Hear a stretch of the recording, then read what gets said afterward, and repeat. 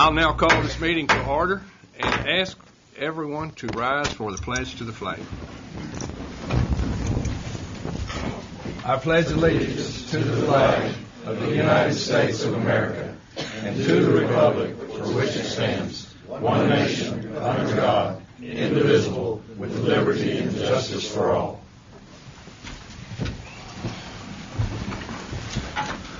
Well, I want to start by saying welcome to everyone who is here. It's wonderful to see such a great crowd here. It's really wonderful to see a bunch of, I would say old faces, but they're not old. They've been familiar for a long time. But a lot of folks are here today that we don't get to see very often, and it's going to be great to get to visit with you and spend some time with you today. But thank everyone for being here. This is a very momentous occasion. This agency has now been in existence for 125 years, and this is the 400th meeting of the agency. So welcome to you all, and we appreciate you being here. Our first order of business will be approval of the minutes of the 399th meeting. Mr. Chairman, I move that we approve the minutes of the 399th Commission meeting. Second. Okay, we have a motion and a second to approve the minutes of the 399th meeting. Any discussion? Not all in favor signify by saying aye. Aye. All opposed by no. The motion passes unanimously. The next item will be a report of the Executive Director and approval of waiver requests for the period of August 23rd of 17 through April 17th of 18. Dr. Schwartz.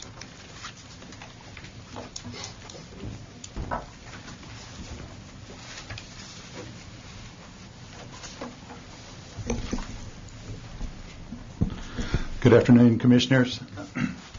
Welcome to these austere settings here. This is awesome. We should do this more often, right? Have a commission meeting here at the Capitol. It's quite an honor to address the group today. Before I get into the report, I would just let everyone in the audience know that the meeting material is available online. So we've got the URL posted on the door. It's also on a slip of paper in the back of the room, or if you want to go to the agency homepage, the Texas Animal Health Commission homepage, go to the far right side under Agency Information, scroll down to Meetings, and click on Meeting Material. You should have the full Commission meeting book there. So with that, I will launch into my Executive Director report. So as I had said earlier, it's quite an honor to sit in front of you today and be a part of this commission. The Quasquicentennial celebration, 125 years. I've been working on that word. Callie put me on to it. But Can I think you say that good. again? Quasquicentennial. Can you say it twice? Agency business. I'll just start out with the what's going on. We're busy preparing for the 86th legislative session, which will be coming up in January of 2019. It's hard to believe it's already that time. It seems like we were just here. Chairman Locke and sitting and testifying and for the past session, but it's coming up. In preparation for that event, our external customer survey has now gone out, so thanks to Larissa Schmidt for getting that out. We'll leave it out for 2 weeks to get comments from the public on basically a scorecard of how we're serving the public there. So the next item up is our base budget reconciliation, which is due May 24th. Then our 5-year strategic plan, which we redo for every session, is due June 8th. And then our legislative appropriations request, or the LAR, will be due. We don't have a due date on that, but when we expect to have to do a pretty quick turnaround, maybe a three week or so turnaround from when they give us instructions and tell us a due date until we have to have it in front of them. So we'll build on the customer survey, we'll build on the base budget reconciliation and this 5-year strategic plan to identify those items that we want to put in the as exceptional items, or at least in the legislative appropriations request. So what we had hoped to do is to schedule a commission meeting before we have to turn that LAR in, and so we'll be talking about that later, Chairman. And that will be our goal to give you a chance for the commissioners to have input on that before we turn it into the Legislative Budget Board. Now, going back to a follow-up to actions from the 85th legislative session, that was the session that in 2017, we did request and receive supplemental funding to finish out the fiscal year 2017.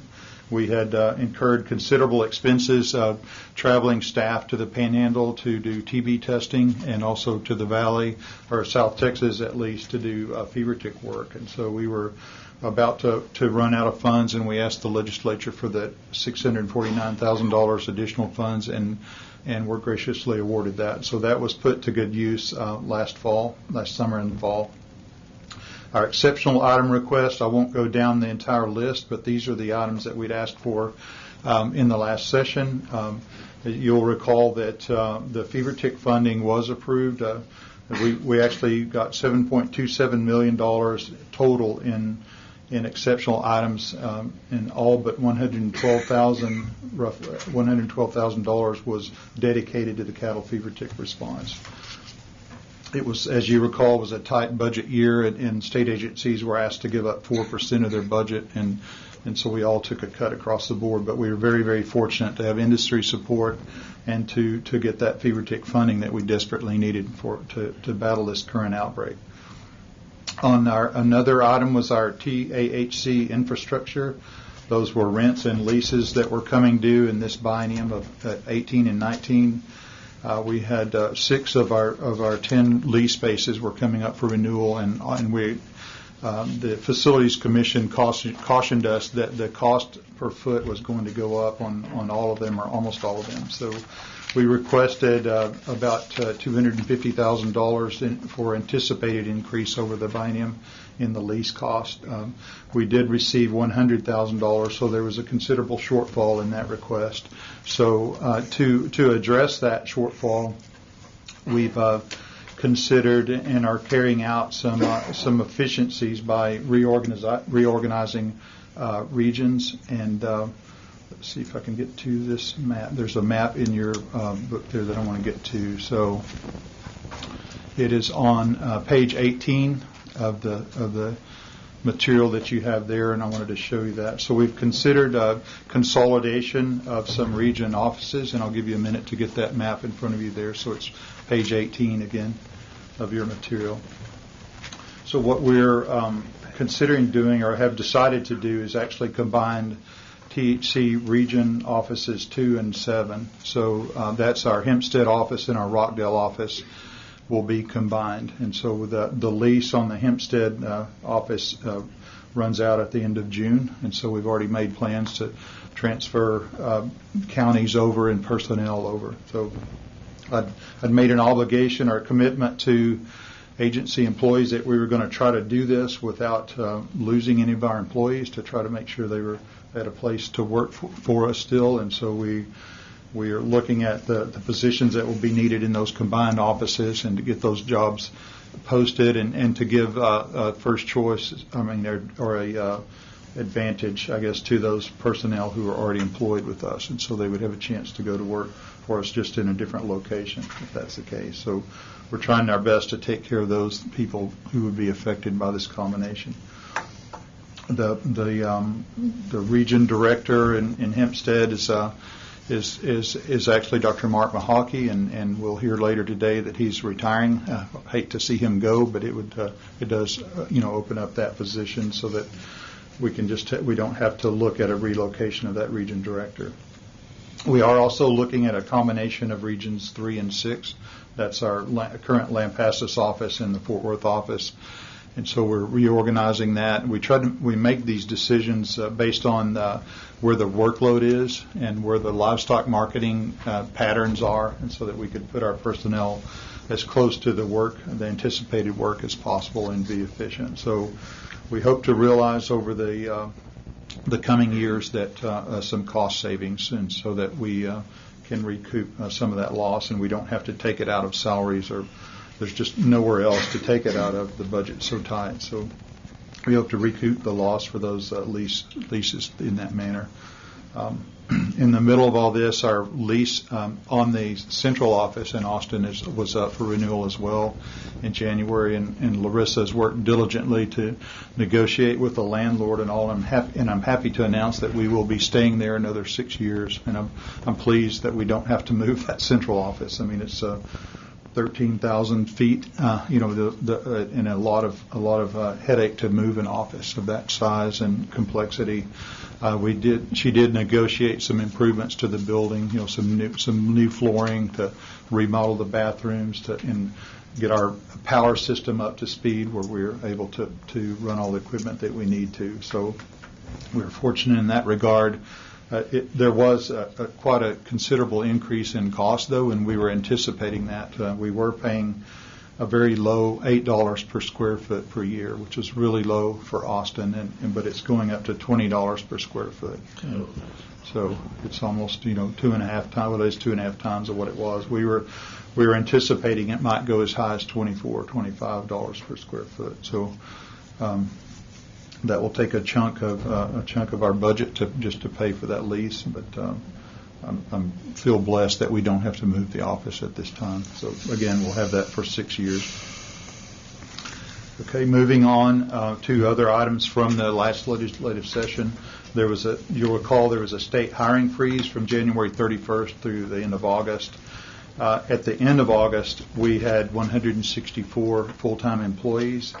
That was down from approximately 190 that we had at the time of the freeze, and that was just through attrition. So that we're going now strategically to hire the position that we need to fill, and also in the appropriations we were allocated 36 FTEs for the fever tick program, and so we're going through systematically and filling those positions as we see fit.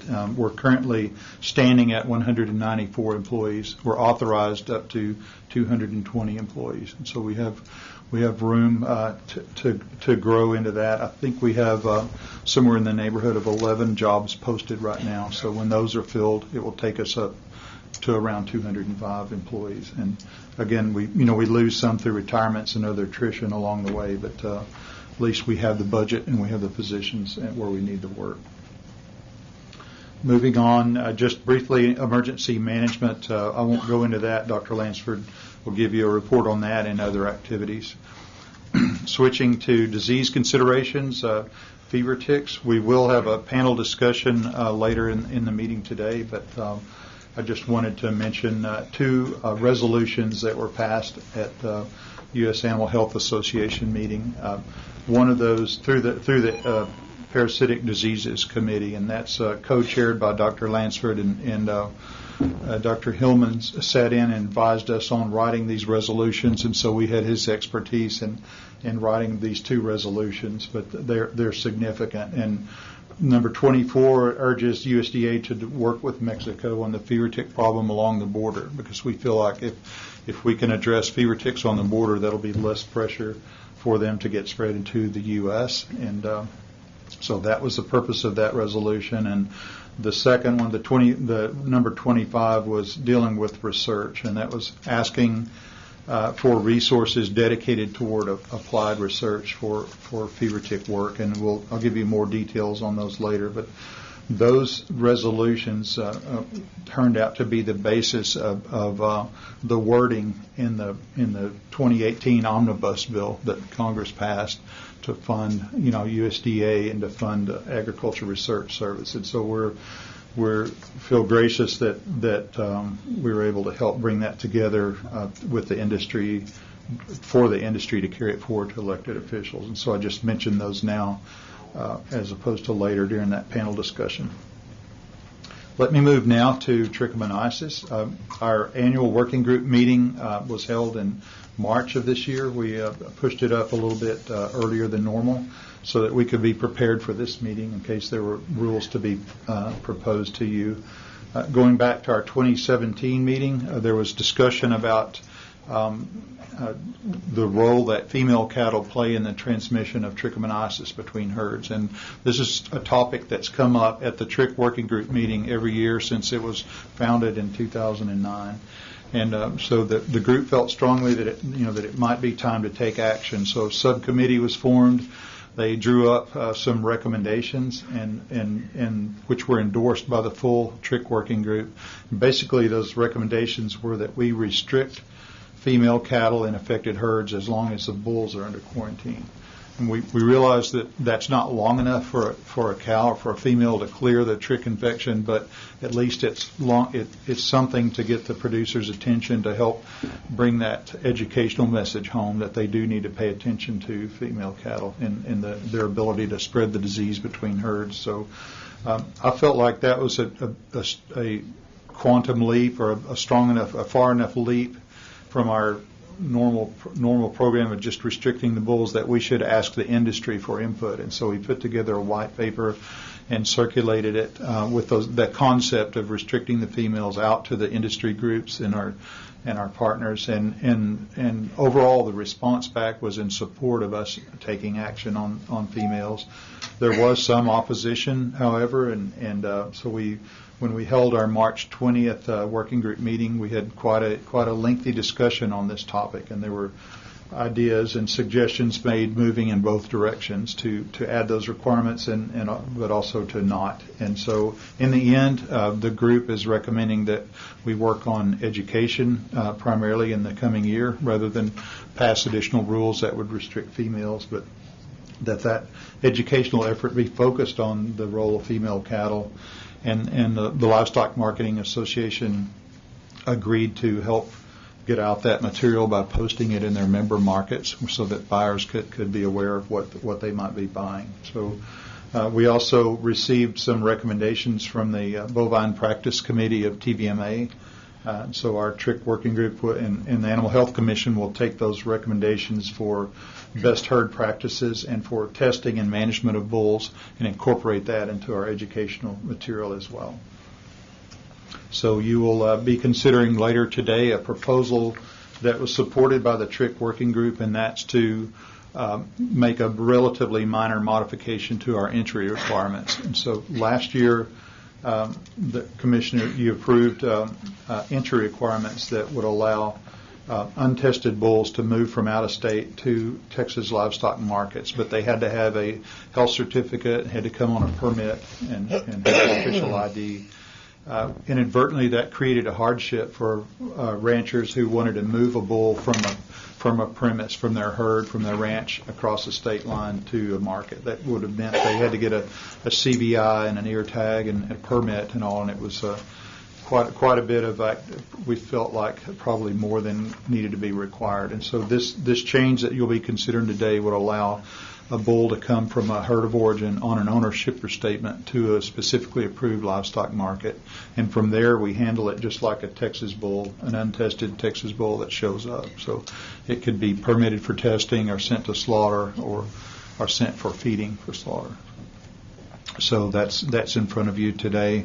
And we tried to pattern this so that it was complementary of the interstate movement requirements for identification. So right now, under the federal interstate movement rules, producers are allowed to move sexually intact adult cattle across the state line to a livestock market on an owner shipper statement. So what we're doing is making the Trich rules mirror or complement those traceability rules.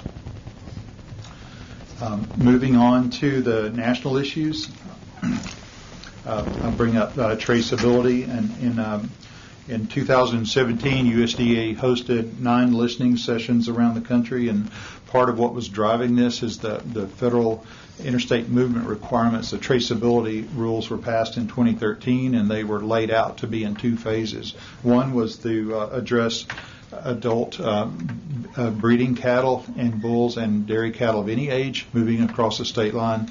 The second phase was laid out to potentially be requiring ID on feeder cattle. So the listening sessions were to hear what the industry wanted to do about that. I think Commissioner Leathers can attest. He gave a presentation there that There was not support overtly for tagging feeder cattle, but there was support for improving the current bookend system, or the current system of tagging adult breeding cattle and dairy cattle. However, under all of this, there is growing support for tagging feeder cattle, and we're encouraged by that. So in September of 2017, there was a strategy forum on traceability held in Colorado.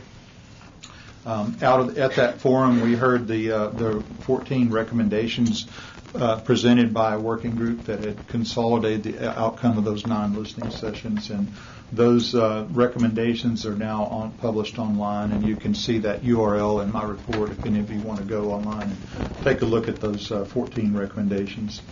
A cattle traceability working group was formed after this forum to develop a pathway forward, and so Commissioner Leathers is chairing one of those groups. Ross Wilson is chairing another, and so that group is not working under NIA, but it's coordinated by National Institutes of Animal Agriculture. And just last week, there was at NIAA's annual conference, we heard a report from that cattle traceability working group, and some really exciting things. I mean, some ideas for projects, some incentive to move forward there, and we're very supportive of that going forward.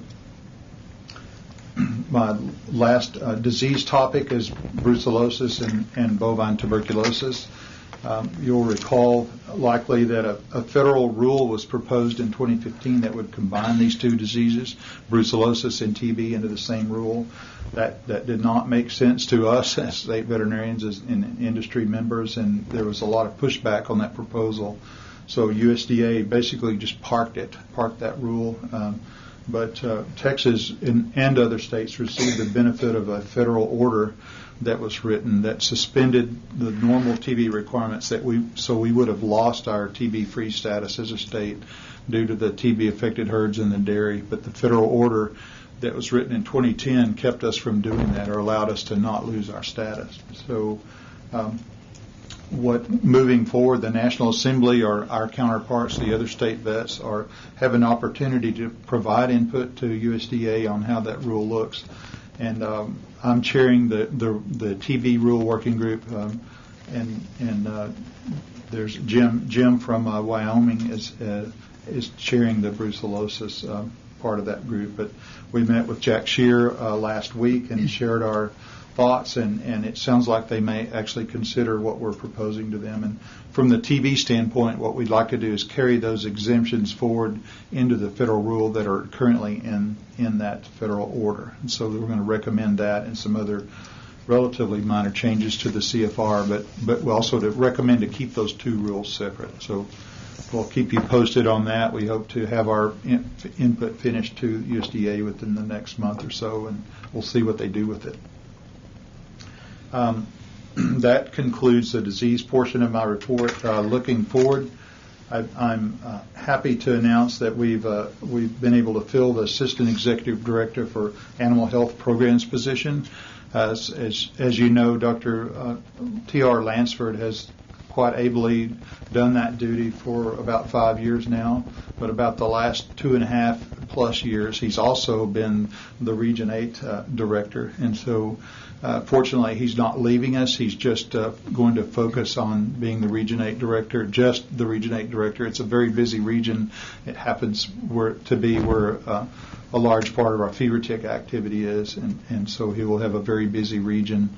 But he is very glad to report that he's staying with us and will be doing that duty, and may get a few nights at home with his family, actually. So he's got some, and I'm really pleased about that. So we had a good candidate pool for this position. There were actually 12 qualified applicants, and so we interviewed or sent requests for interviews to 6 of them. 1 withdrew, so we actually interviewed 5 candidates, and I'm pleased to announce that we've offered, and the offer's been accepted for the position. And the candidate was Dr. Angela Daniels. She and her husband had practiced in Dalhart, Texas, and we'll introduce her. She actually starts Friday of this week, and so by the next commission meeting she'll be on board, and we'll introduce her personally. But She is an Iowa State grad. She grew up on a family farm that had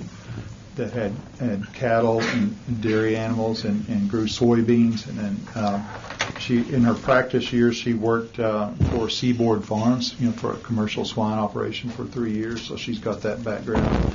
She also, in practice, that did a dairy consulting or dairy practice for about 10 years, and the practice also ran a laboratory, had a 12-person laboratory that did testing for dairy clients and all. So they've got a complex operation there, and just in the last year have branched out into small animals as well. So she will be moving to Austin and taking on these duties the Friday of this week. So we're very excited about that, to attract someone with her qualifications and personality and people skills, or at least that's my perception. And so we're happy to have her coming on board. And again, a special thanks to Dr. Lansford for his tremendous duty, and we'll definitely tap into him for continue. He's agreed to help train Dr. Daniels in her new position, but also we'll be asking him to help us on various tasks in addition to being the Region 8 director. So we're happy to have that arrangement.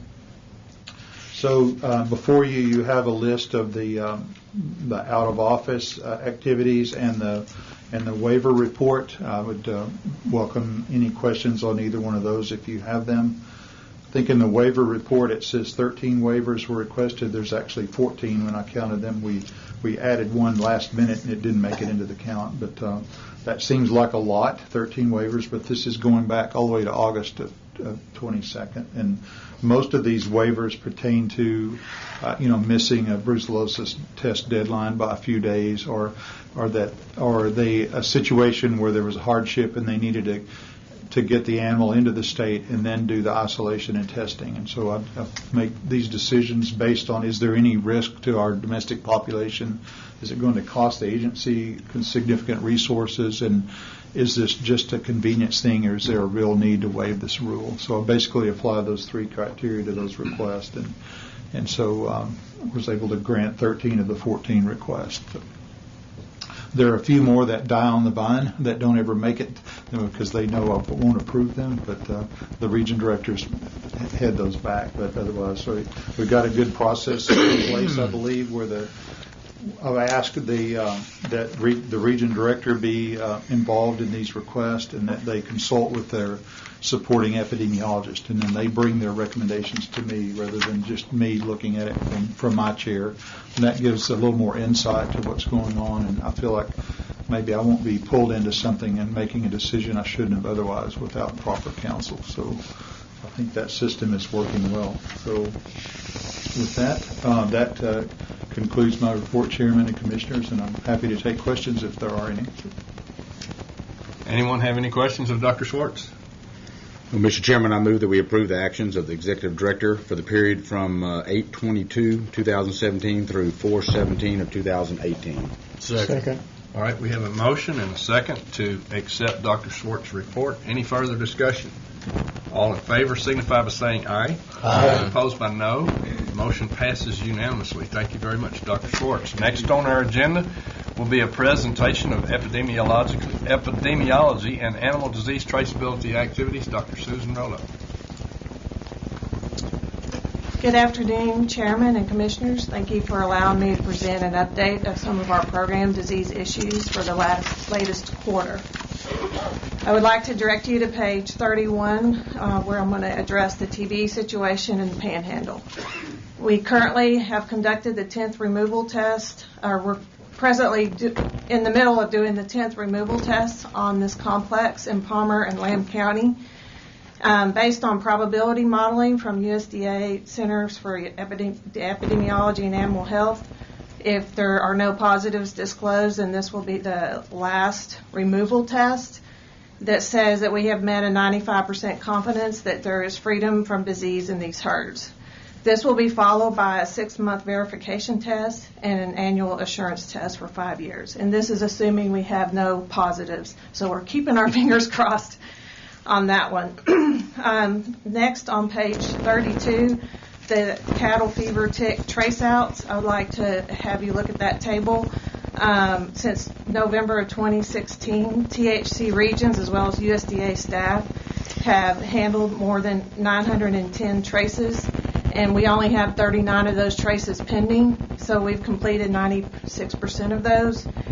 Basically, we assess the risk of fever ticks on a premises. We follow cattle fever tick eradication program procedures and protocols to complete the assessment and release the premises and or group of cattle with confidence that no ticks are left behind. On page 32, I would like to highlight our equine diseases here in Texas. I have mentioned previously the continued issues we have with racing quarter horses that typically race on brush tracks. Last year we had 25 EIA cases, and this year we already have 6 since January. One of those was an Andalusian stallion that was presented to the Laredo port and was positive, therefore rejected, but then 2 weeks later showed up in Region 2. And the way we were able to determine that it was presented in Laredo is it had a microchip. And apparently it came from Spain to Mexico, so it had a microchip in it. And it was rejected at the port, but then somehow came across the river and showed up in Region 2. Luckily, we had a astute veterinarian that was doing a CVI for interstate movement, and that's why it was tested for EIA. We also have pyroplasmosis cases, and still the main sector of the equine industry that we have those in is in the racing quarter horses. And in fact, sometimes we have both EIA and pyro in some of these trainers' barns at the same time. And so that's an ongoing issue that we're concerned about. The next issue is the big issue that we had this last quarter on pages 33 and 34 of your book was the avian influenza that we had in a commercial broiler breeder flock in Hopkins County. The birds were tested for pre-slaughter movement, and THC was notified of preliminary results on March 6th. To summarize, the whole diagnosis was determined to be low pathogenic avian influenza H7N1, and this was confirmed by both TBMDL and MBSL. Based on whole genome sequencing, it was identified as being 99% similar to the Missouri H7N1 and a turkey flock reported on March 6th. In reviewing the epidemiology with this flock, there was a decrease in egg production and a slightly increase in mortality, so it did appear to have the symptoms of low pathogenic. The source appears to be migratory waterfowl. I think I've mentioned in the past that there's a national interagency wild bird surveillance program in the nation, and so Wildlife Services collects waterfowl around the state, test them, and we were able to have similarities between this strain of avian influenza and the wild bird, some of the wild bird strains. And in comparison to the 2015 incident where we had high-path avian influenza, in that particular situation, 40 million birds were impacted, and there was 21 different species of birds that had that particular strain of avian influenza. The next, as far as response goes, THC responded by establishing a surveillance zone around the index flock and surveying the area for other commercial and all backyard premises. Other commercial premises included an adjacent pullet farm where all testing, which were all tested, and based on risk, we tested them up to 5 weeks after the identification of the flock, the positive flock. All backyards and all commercial testing were all negative. Because this virus was clinical and based on lab results appeared to be an active infection, the company decided to depopulate the birds and bury on site immediately. And they actually did this on 3/8. So we were notified on 3/6, and they did this depopulation on 3/8. They were able to get USDA compensation for cleaning and disinfecting the barn. They didn't get actual indemnity on the birds, but they did get compensation for cleaning and disinfecting their barn. We also used environmental samplings to ensure no virus was present afterwards. And then the company was given the green light to go ahead and repopulate, which I believe they're planning on doing this week. I did want to let you know that OIE was notified on March 9th, and this case was actually closed with OIE on April 12th. Overall, THC worked very closely with TVMDL, USDA APHIS state staff. We have a good working relationship with Dr. Pruitt, Dr. Lalonde, and Dr. Collins, and also the national poultry health groups, as well as the company, to detect, control, contain the disease by using the most recent science and risk-based protocols in order to protect the whole Texas poultry industry. The last disease I want to highlight is CWD. The main update here is that we did get new positives in one of our facilities, and some of that was due to a whole herd antemortem test. This facility now has 28 positives and 12 suspects, so that's a total of 40. In addition, they had 2 positive natural-born elk cows, and this was 2 cows out of 117 tested in one pasture.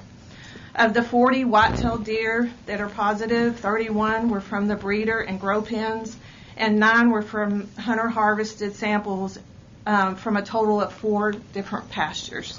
Facility number 4 also had positives in the breeder pens, which we found when we depopulated several of the high-risk pens. And so basically the bottom line is this illustrates that test and remove protocols don't work with CWD. The prion is persistent in the environment, seems to easily spread in mechanisms that some we do not have yet identified. 3 of our positive ranches are fence line adjacent. We have CWD in the panhandle now, and mule deer, elk, and this year in a white-tailed deer for the first time in the panhandle.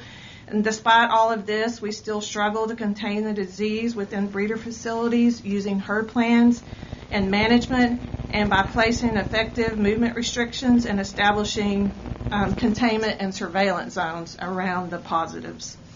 In Texas, the overall summary of CWD cases is 20 mule deer. This is since 2012 when we first detected CWD in Texas. We've had 20 mule deer, 76 captive white-tailed deer, 2 free-ranging white-tailed deer. One of those was in Medina County and one was in the Panhandle. 2 captive exotic CWD susceptible species, which would be on facility number 3, the 2 elk cows.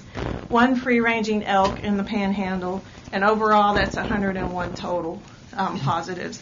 That does include those 12 suspects on facility number 3, assuming that they'll come back positive when we do the postmortem sampling.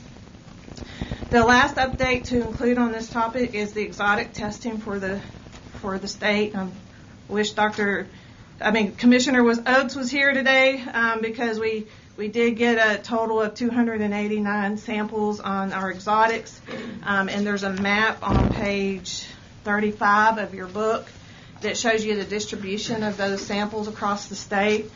We did get a pretty good distribution across the state. You can see on the map that the Medina County is where we had those 2 positive elk this year, so that's highlighted in orange. That 139 is a combination of testing on facility number 3.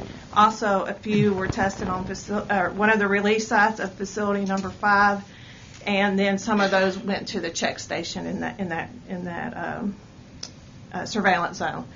And with that ends my presentation today, and I'd be happy to answer any questions. I have a question. Recently, I did some biopsies on some deer, and Parks went in there a week ahead of time because the guy was off on his numbers, and I think they put 51 or 55 of them down. Weren't we involved in that to an extent on that, Dr. Schwartz, or can you elaborate on that? Yes, Commissioner Vickers, and so we have been consulted in times past where there's by Parks and Wildlife where there's a situation, where we're looking at removing animals. I'm not familiar with this one, and so I don't know what the situation was. Were you, Dr. Volo? I'm not familiar. It's in Clayburgh County, just here about a month ago. It might have been where there wasn't a disease concern. There was a disease concern, but maybe they're clearly lacking identification or something like that to prove that they should have been in that breeder. We had some say-so about that. We had people out there, and in this particular case, we weren't. The cases that we were asked to consult on before were like potentially animals moved from out of state and where they could have exposed some other deer and all. So again, I'm not familiar with this one, so I can't really answer that. So, okay. Sorry.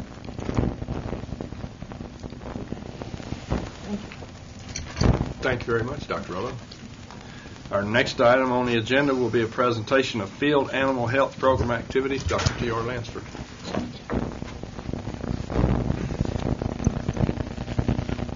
It's my electric personality, I guess. Sounds like we have a little rain in the background. Yeah. Thank you, Chairman, Commissioners. It's always a pleasure and privilege to get to provide a few comments and a few updates on what's going on with our field and the emergency management programs and activities. And the last couple of years, I've spent considerable time in my reports talking about fever ticks, and we have the panel like Dr. Schwartz mentioned. So I'm going to skip some of the fever tick information for now and talk about some other things. And a lot of what I have to give updates on today is kind of highlighting some of the work that our staff has done, not only in the field but in conjunction with emergency management and working with our stakeholders. So we'll start with the low pathogenic avian influenza event. As luck would have it, that March 6th was a Monday, so we got notified on this on a Monday afternoon, which never happens with these types of deals. So and that's significant because in a week's time we had wrapped that deal up. And so to kind of give you a little perspective on what that looks like, when we have a diagnosis like that, we draw a 10-kilometer or about a 6.2 diameter circle around that infected premises, which is about 30 square miles. And so in a week's time, and not even that much, in about 2.5 days, our field staff responded. We're on site along with our emergency management to stand up the incident command structure, work through that, and get out there and identify the 49 backyard premises in 30 square miles, assess the risk of those, take appropriate samples, and we were done. And so there were things that still had to happen from the commercial side, and certainly we're not downplaying that, but I can't speak enough of the planning that's gone on in the past and the efforts from our field staff and emergency management staff, everybody coming together and really knocking this out of the park and getting it done quickly and very efficiently. So certainly we couldn't have done it without our stakeholders and our partners. USDA Veterinary Services certainly were at the table with us working through these complicated issues, as was the industry, the particular poultry company and the Poultry Federation. And certainly we couldn't have done it without lab support from TBMDL and NBSL, so we appreciate that. I have in my notes there that we're planning an after action. And actually, when I wrote this, I didn't realize that we were going to have that this morning. So we got that accomplished this morning, talked through the things that went well and the things that we can improve on, and that's important to identify those things so we know what's working in the plans and the things that we need to change or tweak to make it go better next time. And certainly appreciate everybody's input that was involved with that. So that just a little perspective on what that looked like from our standpoint in the field and with emergency management staff on that particular incident or event. So along those same lines, I wanted to highlight a few things related to emergency management, some things that are going on.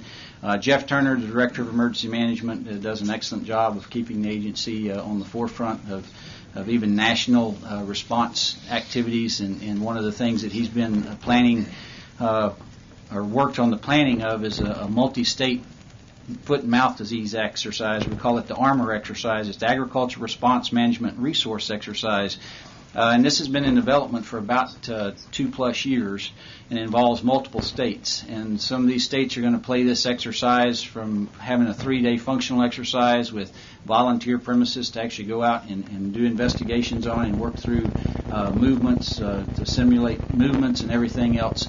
Scaled back down to more like what we're doing, which is a 1-day tabletop exercise, which really is going to focus on having our industry partners and stakeholders there to have a discussion about industry response, what's going on with them in this type of event, and to talk about business continuity information that will be valuable for us in our planning efforts as we move forward to continue to work on the plans in the event that we ever have to respond to something, which I hope we never do, but something like foot and mouth disease. So that armor exercise will be at our office on May the 8th, and we've sent invitations out to industry and stakeholders to participate in that. So certainly couldn't mention or go through emergency management and not mention hurricane season. It's just about upon us again, and certainly in the aftermath of a highly successful response to Hurricane Harvey, a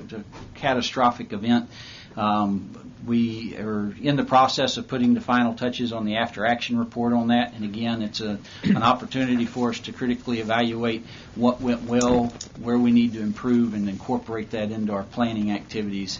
Along the same lines, emergency management staff and others have already conducted our annual Hurricane Huddle, which is an opportunity for the stakeholders and partners, response partners, to come to the table prior to hurricane season, look at the animal response plan, and identify any changes that they have, any updates for their particular roles and responsibilities. And certainly after Harvey, we've added some more partners to that. APHIS Wildlife Services, which were instrumental in providing air support and surveillance activities in response to Harvey. Farm Services Administration and the National Resource Conservation Service, which provides some of the programs to help producers get back on their feet. Some of those recovery type programs were additions to that group, and certainly valuable additions. So that's all happening, and has happened as we gear up to start thinking about hurricane season again, which starts on June 1st, so it's right around the corner. Just in general, to touch on a couple of things, response activities and planning activities, those are always ongoing. They involve not only our emergency management staff, but our field staff to get the expertise to put into planning. From a response standpoint, our emergency management staff continues to support the field staff in South Texas in fever tick response.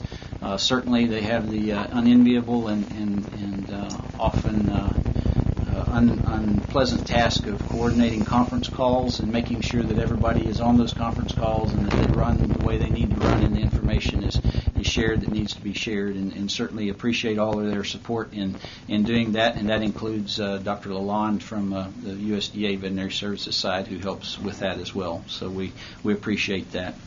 So with that, I'll move to equine infectious anemia, or EIA. As Dr. Rollo noted, we've had several cases of that, some of which are associated with some of the same risk factors for pyroplasmosis.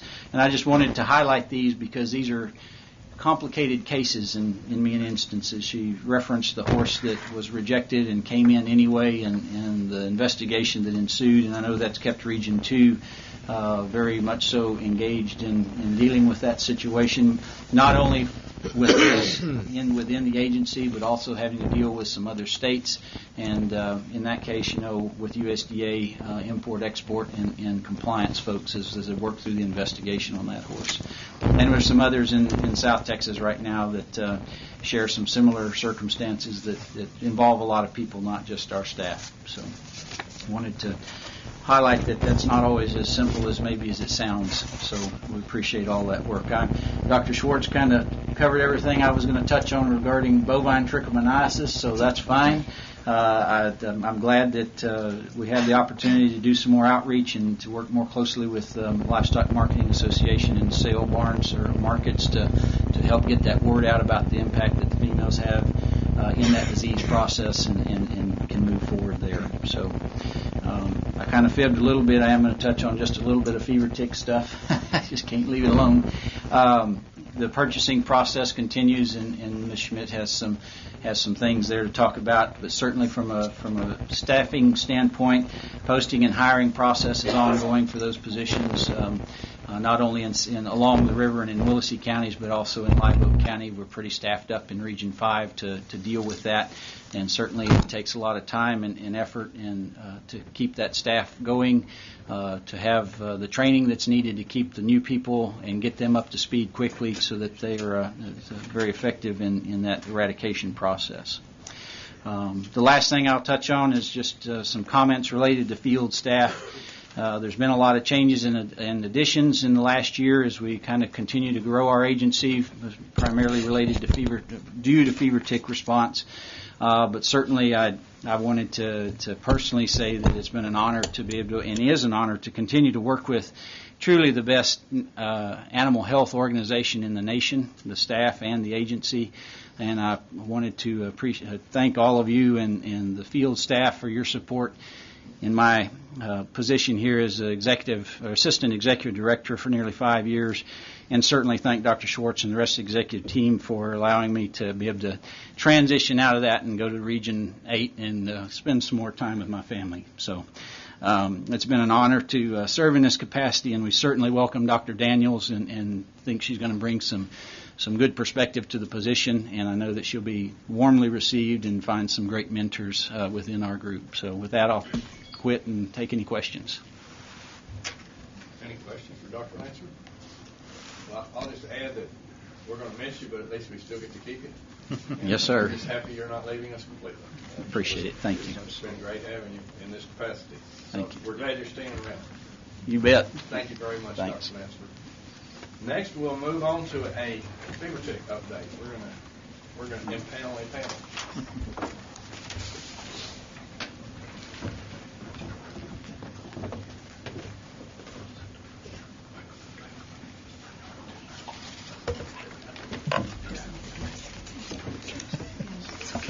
You get to ride the legs.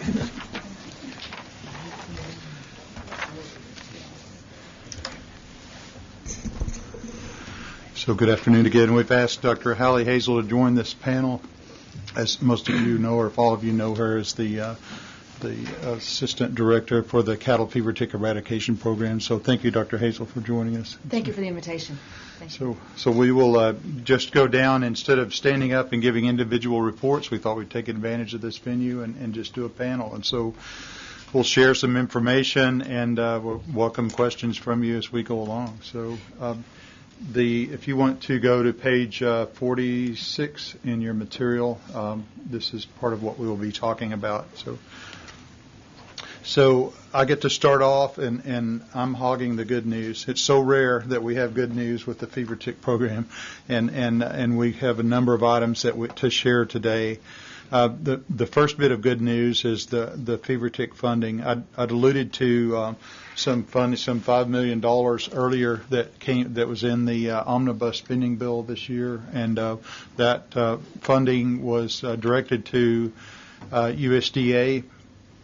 To the cattle health program, actually for fever ticks, but it said for research purposes. And so so Dr. Hazel's group does the boots on the ground, the work, but they don't do the research. And so that funding needed to be directed over to Agriculture Research Service and Texas A&M College Station, Texas A&M Kingsville, and others who would do that research for us to help the program. But I just want to say that's a success to actually get something like that, in my mind at least, mentioned in the omnibus spending bill, to get Congress to do that. And it was largely due to, in the letter from Congress, from Representatives Cuellar, Vela, and Gonzalez, our South Texas representatives, were all part of that effort, and they gave credit to Texas and Southwest Cattle Raisers, Texas Farm Bureau, and South Texas Property Rights Association. So those three groups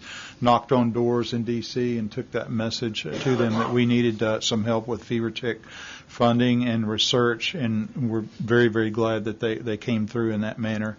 There was an additional $900,000 that went to ARS directly for fever tick research, and we hope there's something coming in the Farm Bill, which is still out being considered, but we hope there'll be something in it as well. So I mentioned that the $5 million was geared toward research priorities, and those priorities were identified in that resolution that I shared with you earlier. The two resolutions actually that were passed by the Parasitic Diseases Committee, and And Dr. Hazel likes to joke and say that's the Lansford bill, but that's the language was so heavily from those resolutions, but it was definitely a team effort and well worth it, I think. So what are the research priorities? What are we asking them to do? Well, we got a chance to talk with the Agriculture Research Service, and these are the same things that we brought up over the past year and a half plus, and that is a new or longer-acting cattle treatments. And so that's one thing we'd like to do so that the cattle have to be gathered less frequently. Right now, it's either every 14 days for 9 months. Try that out. Every 14 days for 9 months, or every 25 to 28 days for 9 months at least. And so that's a lot of gathering, a lot of work on the rancher. So what we would like to have is longer-acting cattle treatments for one. Another item is new tick treatments. That's for wildlife, especially nilgai antelopes. We'd like to have a way to treat those antelope. And right now, our only means of eradicating ticks on nilgai is to remove the nilgai. That's the sad thing. So we have no treatment. There's some promising things though that ARS is working on. At least one, and it's a sprayer system that would spray a parasitic nematode, a parasite of the tick, onto the nilgai, and it would kill the tick. So that's our hope. That one is actually out, is doing some field trial, and so we ask that a fair portion of this $5 million be directed toward that program, that project. We ask that preventives be developed, so better vaccines for cattle and any kind of a vaccine for wildlife.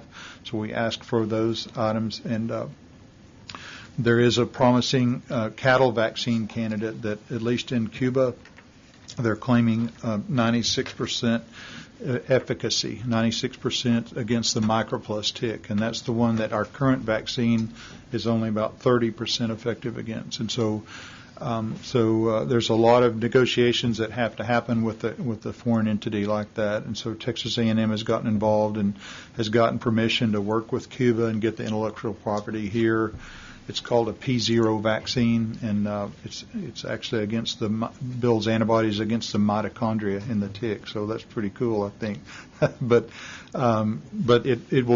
realistically it'll be several years before we see this go on the shelf if it does. But so it takes a lot of research to prove that can actually be that efficacious, and so we ask that a portion of the money be spent for that, and we're fingers crossed that one may pan out to be a considerable game changer for us. We also ask for more treatment options for horses.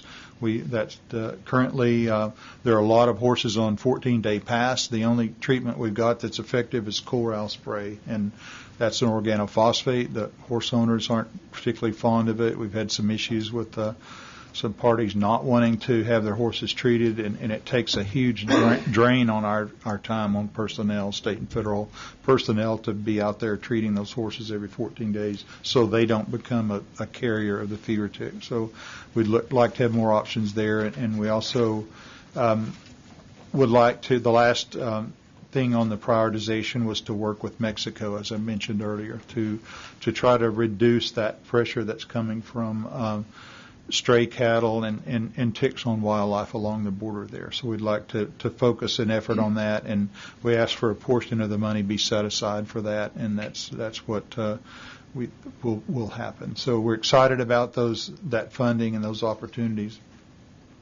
So moving to my third item, the environmental assessment. This is dealing with the fever tick efforts on the refuge, the U.S. Fish and Wildlife land.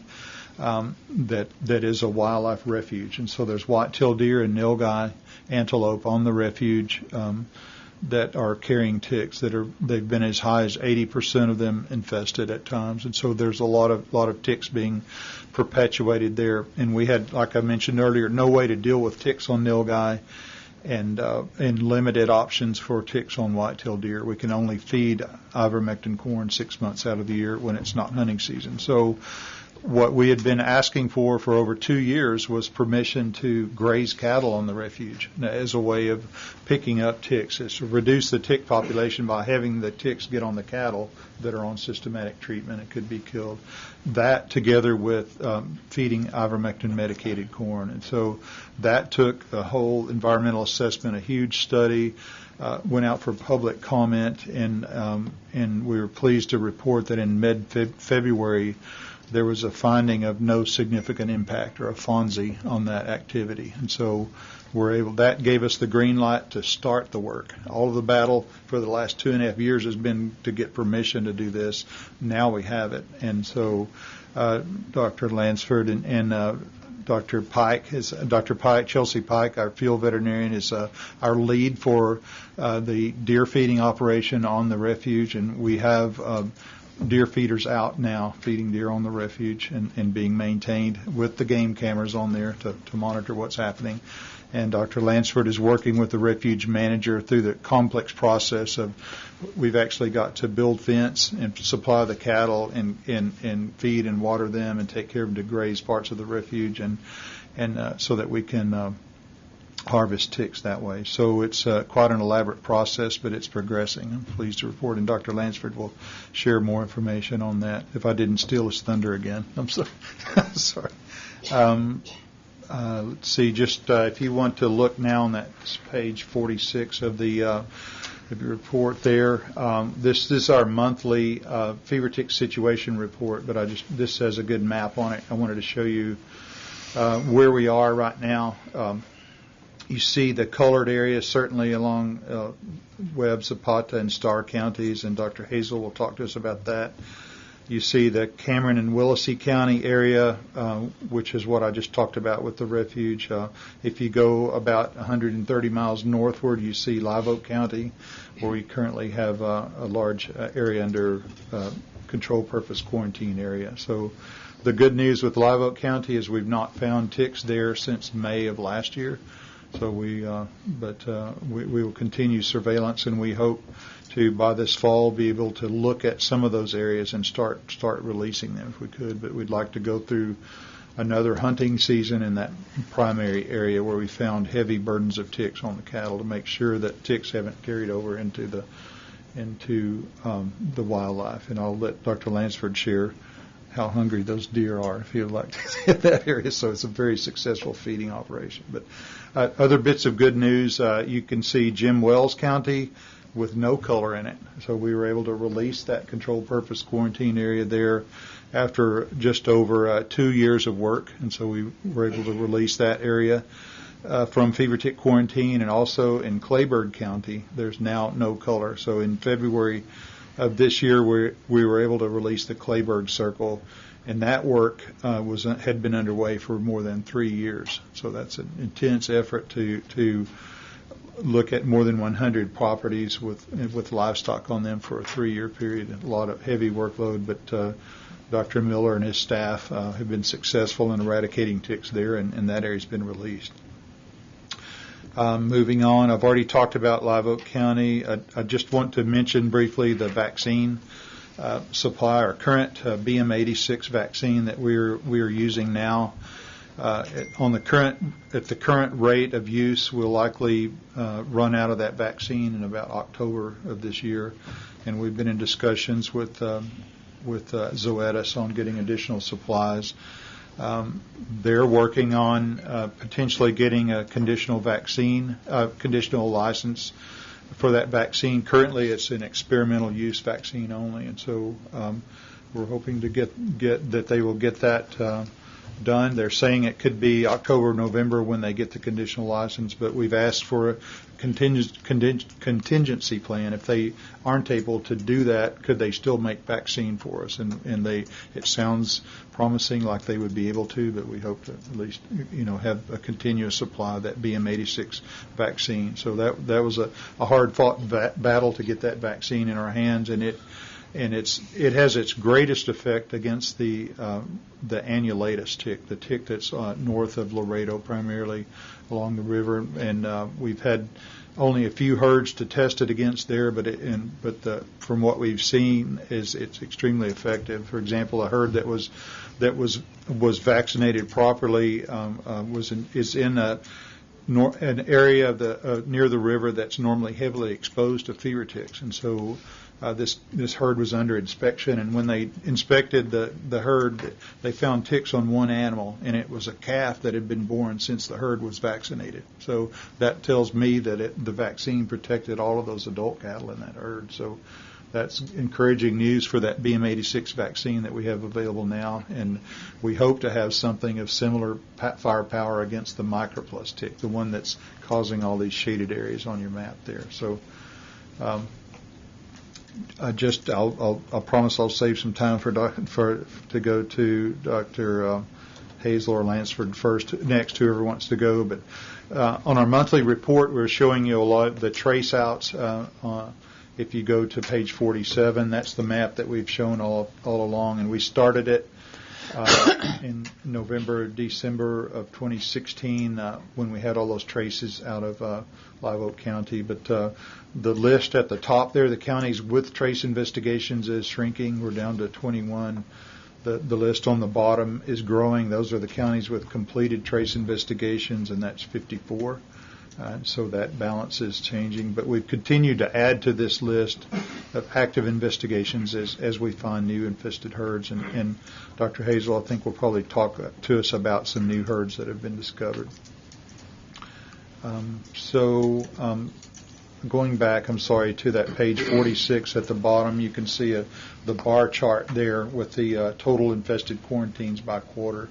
And we were encouraged in the last quarter of 2017. You can see a little dip there in the total. These are the number of infested herds. These are properties with ticks actually found on them, not adjacent or trace out or something. And that total had dipped down to about 193, or 190 actually at this end of that report. I think we don't have the numbers yet for the first quarter of 2018, January, February, March, but it looks like there's going to be a little bit of a bump up, probably to around 200 infested herds. But we were braced for that. We were sort of expecting it as the spring hatch happens and the weather conditions are favorable for fever tick survival. That's when we'd normally find more ticks. And so if it goes up a little bit but not a lot, to me, I'm still encouraged by that effort. So. Any questions of me? If not, I will turn it over to Dr. Hazel next. So. Thank you. All right. Thank you very much. Thank you for the invitation, and congratulations on your 125 years. Excuse me. Just a few numbers I'd like to bring to your attention. First of all, our staff remains steady around 106 to 110 employees within the permanent quarantine zone from Del Rio to Brownsville. And if it wasn't for the employees that Texas Animal Health Commission has been able to hire and place down there, we would have lost this battle. I'll be honest. We wouldn't be making progress, and we are. And so thank you very much for that help. Very sincerely appreciated. Just to kind of give you a better idea of what we're dealing with along the border right now, approximately 250,000 to 300,000 total acres are under quarantine. There's a rough number somewhere in that category that we have to deal with. And of those, as you've seen your notes, 2,706 of those premises are quarantined. 193 of those are infested, and 61 are in the permanent quarantine zone, and 132 were actually outside of the permanent quarantine zone or in the free tick area. So we have considerably more work outside of the permanent quarantine zone than we do within, which is not something that we typically deal with. Webb County has been a source of ticks, obviously. Webb's the Pathogenic star. In Webb County right now, we have about 22,000 acres under quarantine, with only about 7,000 in the permanent quarantine zone, and the rest, around 15,000, 16,000, actually in the free area of Webb County. Fortunately, the areas in Webb County that we have found ticks in that are outside of the permanent quarantine zone, we've not found a lot of new ticks. I hesitate to even say this today. We've not found a lot of new infestations. We have one recently that is actually 25 miles north of the permanent quarantine zone. The fortunate thing about that, it was due to movement of cattle from our Dolores Creek area. And it's a very low infestation, 8 head, just a few infested. And it's in a non-habitat area for ticks, fortunately. There are very few hosts that live there. and the ones that do will dehydrate shortly, the way it appears right now. So as infestations go, for a new infestation, it's the best scenario that we could have to kill ticks. So we feel really good about that. Doubtful there are any other premises infested, but we have one that's nearby that will scratch shortly. So fortunately, I think it will be eradicated in that area pretty quickly.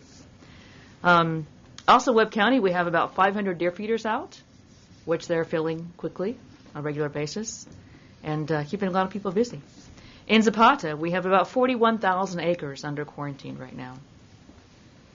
About 10,000 in the permanent quarantine zone, and another 32,000 in the free area. And our number of employees in Zapata is actually lower than we had last year. Thankfully, Texas Animal Health is hiring some employees soon. Otherwise, that is an area that we are struggling with to maintain or to eradicate ticks, just because we don't have the personnel to take care of the issues that are occurring there. We have over 700 deer feeders in Zapata County alone. And if you figure one person per 50 deer feeders per week, it's almost an impossible task. So we need the help. So thank you for that. And about 68 of those are actually infested premises. In Starr County, we have about 3,200 acres under quarantine. Thankfully, no new infestations there. The one thing that Starr County is fighting is they probably have the highest number of Mexican stray cattle that they've had in many, many years, possibly in record. High amount of strays right now. Part of the problem is the Rio Grande is extremely low. If you guys have been down there, it's very, very low. Also, I hate to say warfare, but the gang violence that's occurring across the border is creating a lot of issues for the ranchers there, and we're having a lot of cattle that are being released or left without owners and ranches being taken over, and those stray cattle are coming across the river when it's low, of course, in search for food and water and things like that. That problem's also occurring up in Del Rio. The river is very, very low in Del Rio, and we're having a very significant number of stray cattle and horses coming across in Del Rio. And that's also due to some violence across the border, but more or less low water conditions up there. So we continue to battle that area. Fortunately, there are no new infestations in that area, although many of the animals coming across recently have been ticky. You talked about Los Fresnos. I won't talk about Los Fresnos. I'll leave that one for Dr. Lansford. Wildlife, as I mentioned, we have about 1,700 deer feeders all across the border. That's Cameron County to Brownsville. It's about 1,700. Last year we had about 200 total. So you can see the difference that we have in deer feeders right now with the same number of employees or less. As far as pounds of corn fed so far this year, we've fed about 571,000 pounds of corn. And I'm sure that will increase significantly in the coming months. Dr. Schwartz mentioned the vaccine. So far this year, we've vaccinated about 5,000 head in the permanent quarantine zone. That's in fiscal year 18, actually. Also keep in mind that we only have about 9,000 to 10,000 head in the permanent quarantine zone. We don't have that many cattle there. So. I mentioned hiring, and thankful that Texas Animal Health can hire. As you may have heard, Veterinary Services was given a hiring cap, and that's due to the government reformation that's occurring with our new administration. And Veterinary Services is allowed to have about 1,700 employees across the entire United States. That's our cap. Recently, we were about 40 to 50 people over that cap across the U.S. So until Veterinary Services can meet that cap, we can't hire anybody from the outside. That's losing another 30 to 40 to 50 people. Once they start filling from the outside, we're talking about open positions through the entire United States that have to come together. So we fall somewhere in that priority list, and often it's not terribly high, which is why we need the help. We are doing internal hiring, so we may be able to hire some supervisors. Right now we don't have a supervisor in Webb County. Many of our employees are doing multiple tasks, trying to fill several different hats. And as you know, that's very taxing for everybody to accomplish and to do your job well. We did have 24 positions open along the border for 1-year animal health technician positions. After about 6 months of trying, we were able to fill 14 of those 24 positions. So once again, we're still struggling to get those applications for those positions. We desperately need applications. Dr. Schwartz also mentioned, and Dr. Lansford, the omnibus, the budget that was passed. Extremely thankful to hear that. That also allowed us to, fortunately, be funded at approximately the same level that we were funded in fiscal year 17. So it gave us about a $14 million budget to work with so that we can feed corn this year. Prior to that, we really weren't sure what we would have for a budget. It looked like it might be around 9 to 12 million. So this was a significant increase to allow us to feed this corn. So we've got about $14 million now to work with. Unfortunately, we didn't get it until about halfway through the year, but at least we have it now to deal with. One of the biggest things that we have right now is the external review of the fever tick eradication program. Some of you may have heard this mentioned, and that is a review committee that is put together with people from across the United States. There are entomologists, state veterinarians. The committee was formed by Veterinary Services. Dr. Baca and I are the internal folks that are here to kind of guide the committee, provide information that they need to make their review. And their job is to determine how can we maintain the U.S. as a babesiosis-free country and do that within budget constraints. They also need to determine if we do need a program, what does the program look like, and what are the tactics that need to be employed to maintain that program. So it is a completely external review of the program. We hope to get some good answers from them and see what they say about the budget that we have to deal with in the United States government right now.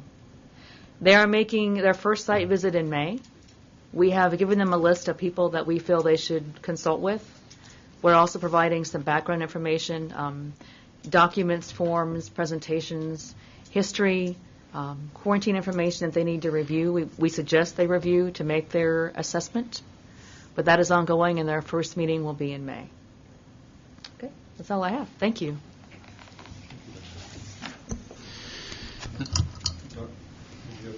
Yes, I do. I've had a couple of phone calls within the past year, these Mexican cattle coming across, and the owner from the other side came to claim them. What is your protocol from the perspective of your employees, the tick riders, concerning those cattle? In both situations, these people were feared for their life to be able to have to take them back across. So they wanted to take them to a sale yard on this side, get permitted to a sale yard, and be sold. Okay? Mm-hmm. There's not a sale yard in Rio Grande City anymore. And so... You want to address that part? Yeah, you want to answer that, please? Yeah, so I can take part of it or make a run at a bunch of it. So, okay, so the sale yard piece is any of those Mexican origin animals that come in that way. They have to go ultimately to slaughter. And so one of the ways that is accomplished is to run them through a market. With Rio Grande City being out of the picture now, it does complicate it. It means that some of those animals have to be hauled further. We've certainly run some of those animals through Uvalde livestock. It's not out of the realm of possibility that they could go somewhere like Live Oak or Alice or one of the other markets. And so there's a process for that. Those animals, once they're tested for brucellosis and tuberculosis, go through the cleanup process to get free status of fever ticks, can then be permitted on a VS-127 to go to the sale and be sold for slaughter only. And so that's sent to the whatever barn they're going to. The livestock inspector there, animal health commission inspector there, gets that documentation, follows that animal to make sure that it goes the proper route, and then also sends the permit on to make sure it ends up at slaughter. The other option is for those animals to go straight to slaughter, and some of those instances have occurred. That's getting more and more challenging because there's fewer and fewer places that will take those animals because they don't know what exactly the situation is on them. Well, in this one particular case, the guy ended up having to take them back across to his ranch, mm-hmm. And he's actually feared for his life, because they're, the belief is, and it's probably very, very true, is that they got people at the bridge watching this stuff come across, and they end up following him to the ranch and then extract money from him, And this one individual had it happen twice. But I guess my main question is, are the tick inspectors and the guys on our side that are handling these cases telling these people what all their options are? Because it is dangerous for them. And there are more and more of these instances happening like you're talking about. And then I had another guy that actually has a green card and works on a ranch on this side. And his boss called me and said, what can he do? Some of his cattle from his ranch in Mexico came across. And that's why I'm asking you. So as Dr. Lansford mentioned, there is a process that they must follow in order for the cattle in general. When our inspectors capture the stray cattle, they are brought to a holding pen, whether it's at a city vat or whatever county they're in, and they are tested. They have to pass all testing for cattle imported from Mexico. That's a rule. Then that rancher or that owner has to pay the feeding costs and the laboratory fees to get them back across. Yes, getting them back across is a definite issue, and I've talked to some other folks about this as well. There are threats against them. Oftentimes they have to take them to a location much farther away than where they're at to get them back across the border because of issues either at the border itself at the port or once they get into their property. It is a serious problem, and we understand that. We cannot allow the cattle to come in directly to go to sale because then that becomes a separate issue in itself. But they all do have to pay their fines and their fees and either claim them or they go directly to slaughter here in the U.S. There are some interesting regulations in there, but it can become an issue because then we have cattle coming across just to go to slaughter. Is there anything else you need to say on that? Go ahead. No, I mean that's the process, and I would say that at least from what I know about the situation, I think the owners are from the other side are aware of what the process is and what the options are. I think in my experience and anecdotally just talking to folks, it's a lot easier for them to go through the process of just sending them on to slaughter on this side once they pass the testing than it is actually to get them back into Mexico. And, irrespective of not only of the dangers that situation, but just to get them back into Mexico is a challenge. So I'm going to have them call Bart. Perfect. Bart can help them out. So absolutely. Yeah, Bart's. That's perfect. So, no, just a few other comments and updates. Just to add a few other things. So, as Dr.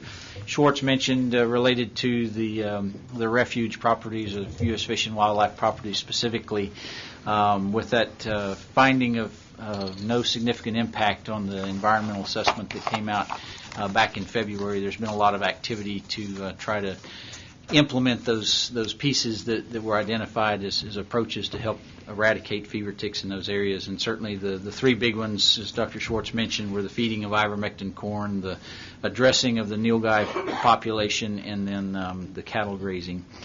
So we looked at that and tried to work through which ones we could have the best impact or greatest impact with the quickest, and certainly what falls to the top on that is the ivermectin feeding of, I'll get it spit out in a minute, the feeding of ivermectin corn to wildlife, white-tailed deer. Let me be more specific because right now the nilgai aren't coming to that. So that was something that could be implemented fairly quickly, and certainly Dr. Pike went through the process of getting the special use permit and get that negotiated with the individual wildlife refuge manager. And once that was in place, they had already done some work to identify the sites where those feeders could go.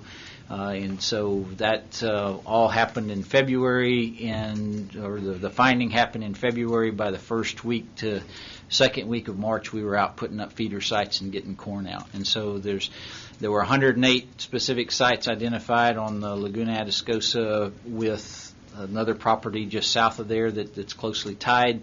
And there's 54 of those sites in service right now and have been for about a month. The hang-up on getting the others leads to one of the other parts of this was the nilgai population. The refuge did do a couple of additional hunts specifically for exotics nilgai.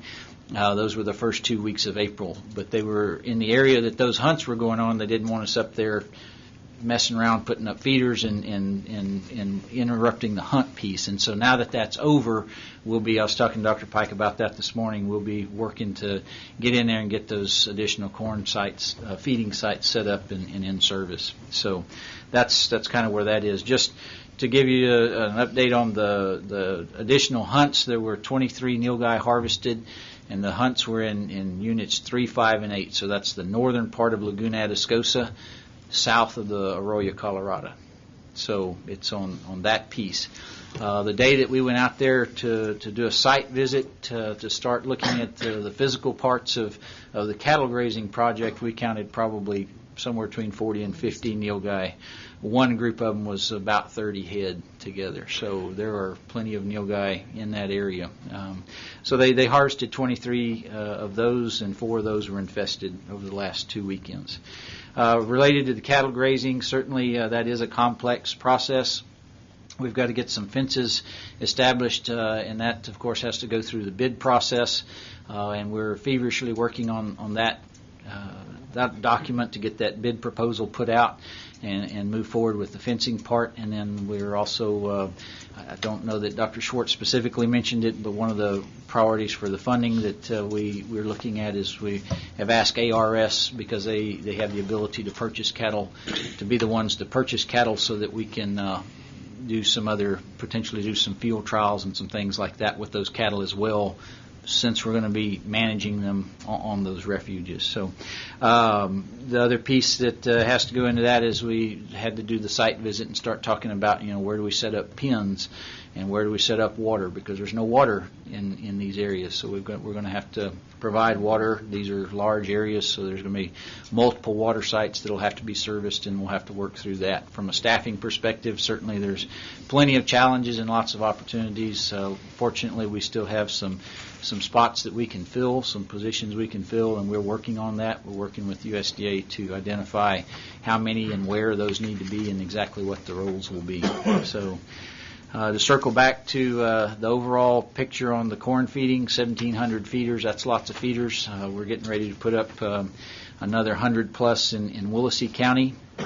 So that's only going to continue to add to that number. To circle back to Live Oak County, I just happened to see an email from Dr. Miller. The corn feeding operation in Live Oak County is, 99 feeders? Something like that, wherever Dr. Miller is. But they're going through about 1,200 pounds of corn a day. So those deer have taken to those feeders very well, and certainly that has been an effective program. So we did not see any infested deer over the hunting season in Live Oak County this year. And certainly we'll be looking at that moving forward. So I think that's all I had. I think come whitetail season, if you want to know where the healthy deer are, just let us know. Okay, thank you, Dr. Lansford. Dr. Hazels over there. Question? Before you go, I've got a comment. I've been on this Animal Health Commission, been sitting in this chair for 17 years. We're here today to celebrate the 125th anniversary of the Texas Fever Tick Commission. It's where we started. And I did the arithmetic, and I've been sitting here for nearly 14% of that 125 years. So I'm kind of taking the long view and been sitting here a long time and listening to fever ticks. Recently, with that outbreak in Live Oak County, we had the opportunity to take a really big black eye, and we haven't. I'm proud of your response, and I'm proud of our agency from top to bottom. From the person that was standing beside that chute in the dust and the flies and the smell and the noise and saw those fever ticks in the wrong place and recognized them and stopped commerce and got that deal addressed right then. And then everybody from that level of agency, through the supervisors, through the lab people, through the records people that trace those cattle down, through the supervisors and through the administration that made the right hard decisions and that did the communication with the industry people, and the industry people that did the right thing, everybody from the auction ring operator that started that dipping vat to the guy driving the Ford pickup with the rattle trap trailer on the back of it that had 3 cows that needed to be dipped, to the industry partners with the animal health, with the cattle raisers, both organizations, and all those folks have done the right thing. And our partners, USDA and other agencies, the Zoetis drug folks that came up with the vaccine or helped us with that vaccine, and with all the industry organizations that have gone to Congress, and the funding that we've gotten from the Texas legislature and the Congress has really, really been the right thing to do. So everybody in this activity trying to continue to fight this fever tick is doing the right thing and getting it funded. The other thing that is encouraging to me today, besides the good response we've had with the message we've had before, is that we've got new methods. We've got the vaccine coming. We've got the long-term treatments coming. We're going to do more research, and the big thing that you've told me today is we've got an agreement made with those refuges where we can get in there and get access and put some of the tools that have worked already and put these new tools to work in places where we've been losing the battle. And, I think that we can see that turning the corner. And I commend you for working both harder and smarter. You're making we're making a lot of progress because of that, and that's progress with our partners. And so we need to continue to work together. And I just applaud you and tell you I'm proud of you and proud to be associated with you, and encourage you to just stay the course because we're making headway. Thank you. And I second everything that Dr. Evanston has said. That outbreak in Live Oak County could have been a major deal. When we look back and see where all those cattle went and what all took place there, y'all minimized it. And y'all really did. The whole industry jumped on it and shut it down. And of course, it's probably not over yet, but it's been very minimal as a result of things that everybody did. Isn't that right? Absolutely. Thank you very much, Commissioners. On behalf of the entire Animal Health Commission, thank you for seeing that, appreciating it, and very much so. Thank you all very much. Thank you. We will next move to an audit subcommittee report and call on Commissioner Joe Leathers. You want me to just do it from here? Sure. Mr. Chairman, at the commission meeting in December of 2017, the audit subcommittee met and approved the audit minutes from the August 2017 meeting. The audit subcommittee also approved the annual audit report for 2016, which compiles all of the agency's internal audits from that time frame.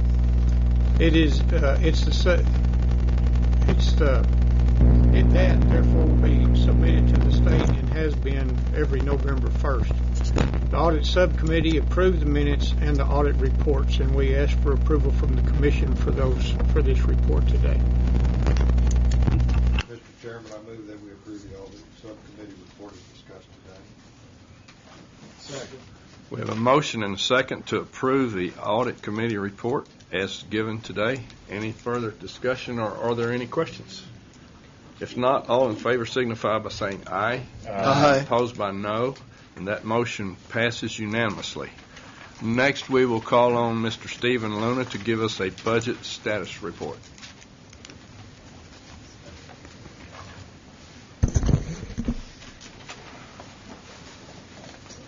I'll talk about it. Thank you, Mr. Chairman. Good afternoon, Commissioners. It's a pleasure to be here. Make this short and sweet. To touch on what Dr. Schwartz had mentioned, there's a few points of fiscal year 17 I wanted to touch on. This will be found on page 53 of the handout that y'all have. This is regarding the hiring freeze that the governor's office mandated for state employees. That hiring freeze required us to give back $336,000 from our fiscal year 17 funding. Also, for approval, we ended up having budgetary transfers, as you see listed on there for fiscal year 2017, in the amounts listed below. And that's just housekeeping for y'all's approval. I will go ahead and jump into fiscal year 2018. Our projected available funds by year end are $17.1 million. Year to date, funds available are $16.5 million. You can see the chart below that is for the projected amount and the different categories that make up that amount. Objects of expense. Our anticipated known expenditures are estimated at $15.7 million. The chart below it indicates what those categories are. We anticipate an approximate $1.4 million available to move to fiscal year 19, barring any unforeseen expenses. But we do have that $1.4 million that will be allowed to be used towards fever tick, especially in the case there are other instances where we do have to go out and start buying stuff for that. Page 56, federal funds. Our federal funds, we have $2.06 million spendable. We are currently year to date, we've received 1.65, and the chart below that indicates what the different categories are. And this is funds which we get from the federal cooperative agreements. Page 57 is our fee revenue. Again, like I mentioned every time, the fee revenue is currently used. It's revenue from health certificates, foul registration, and CWD inspections, and it is used on fleet maintenance and costs. The projected fees for fiscal year 2018 are $520,000. Year to date received is $341,000. Page 58 are full-time equivalents, which is the state's way of saying employees. Our cap for 2018 is 220.2 FTEs. As of March, last month actually, my numbers were 191.2 filled with 29 vacant, and Dr. Schwartz, he mentioned today, is 194. So we are in the process with ins and outs. We're sitting right about there. Also, like I mentioned earlier, the THC has unexpended balance authority, and what that means is any funds remaining at the end of the first fiscal year of the biennium, we are allowed to move that and expend it in the second year of the biennium. We also anticipate there will be some budgetary transfers between strategies, but we do not know what those will be yet, and at the next commission meeting we will have those numbers for y'all's approval. One last thing, Dr. Lansford had mentioned hurricanes. I wanted to let y'all know that we have requested from FEMA the amount of $330,000 for reimbursement for Texas Animal Health Commission expenditures during Hurricane Harvey. And with that, I'll go ahead and conclude my remarks. If y'all got any questions, I'll be glad to entertain them. Any questions for Stephen? Mr. Chairman, I move that we approve the budget status report as discussed today. Second. I have a motion and a second to approve the budget status report. Any discussion or further questions? If not, all in favor signify by saying aye. Aye. Opposed by no. The motion passes unanimously. Thank you very much, Stephen. Our next item on the agenda will be consideration of and possible action on agency contracts and purchases. Ms. Larissa Smith. Good afternoon, Mr. Chairman, Commissioners. I only have 4 contracts and purchases for your review today, and I would be happy to entertain any questions that you have about any of these.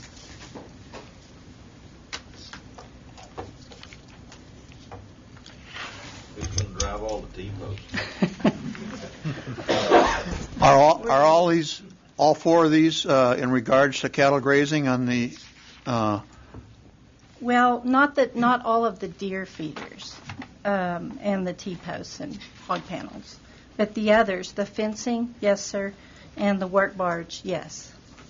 What's a work barge? It's a big boat that you load things on and move it across. It doesn't go very fast, and it's not very pretty. I can elaborate on that a bit. Yep. Yeah.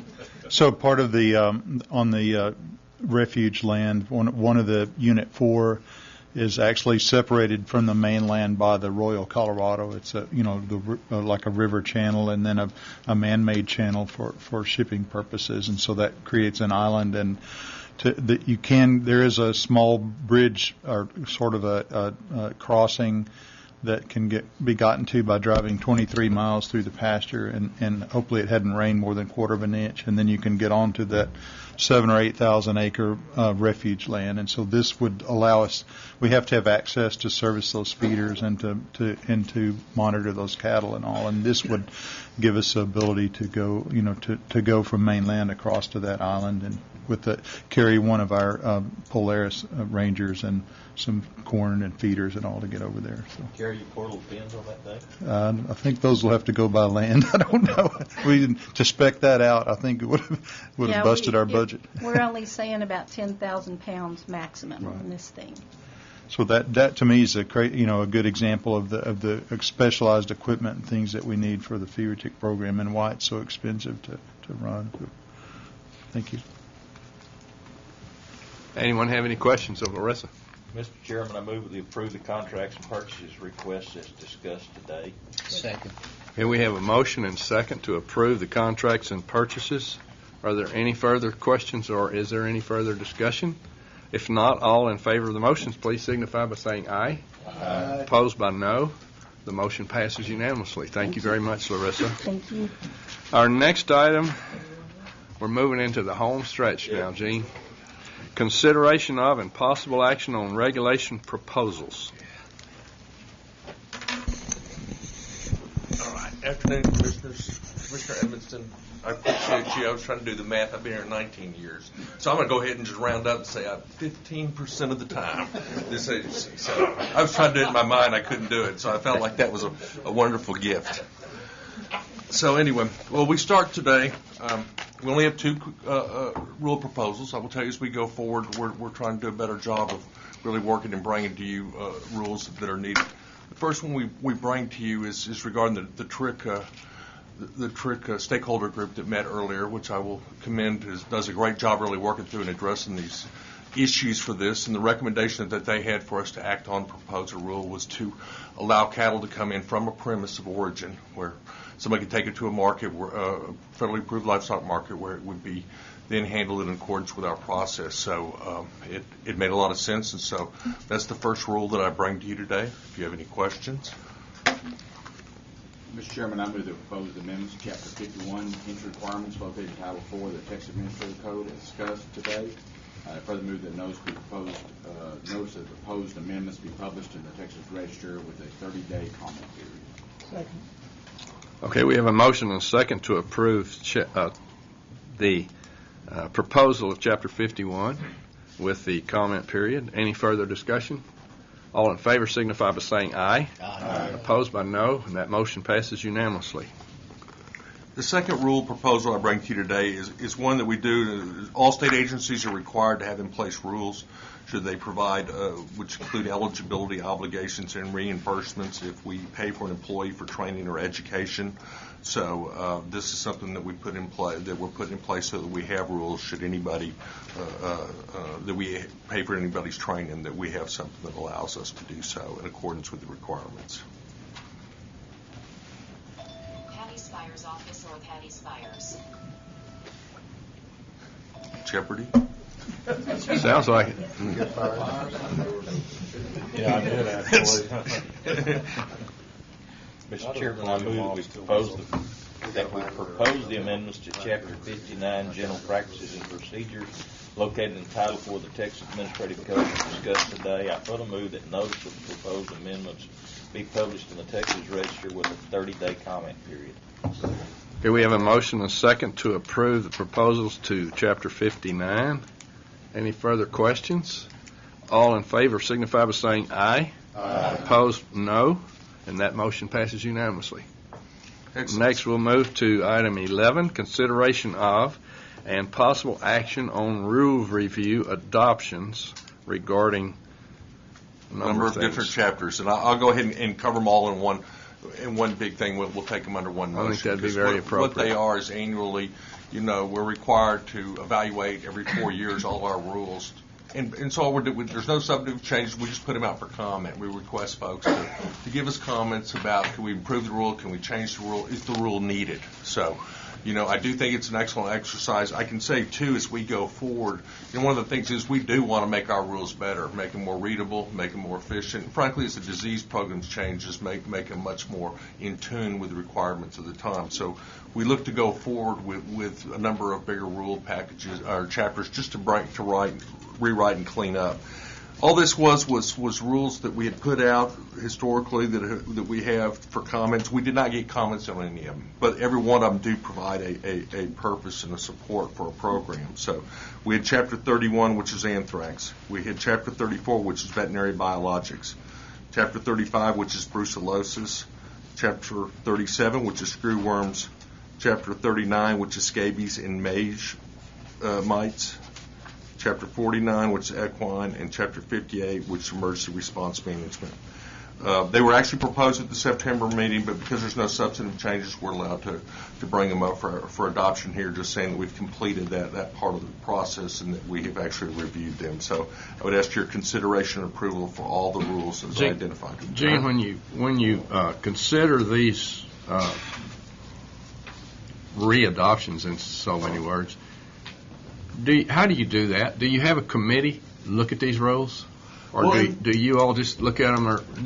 We have to put every rule up every 4 years, and so this is just the group that came up from last year. Yeah. We'll bring you the next commission meeting another one. So there's actually no real substantive debate. In fact, we look at it as an opportunity to get some input and feedback. At times over the years, we'll get folks that'll write in about certain things with the rules. So you post it for public comments. If you don't get any public comments, that's all. You don't make a study of that rule within the agency.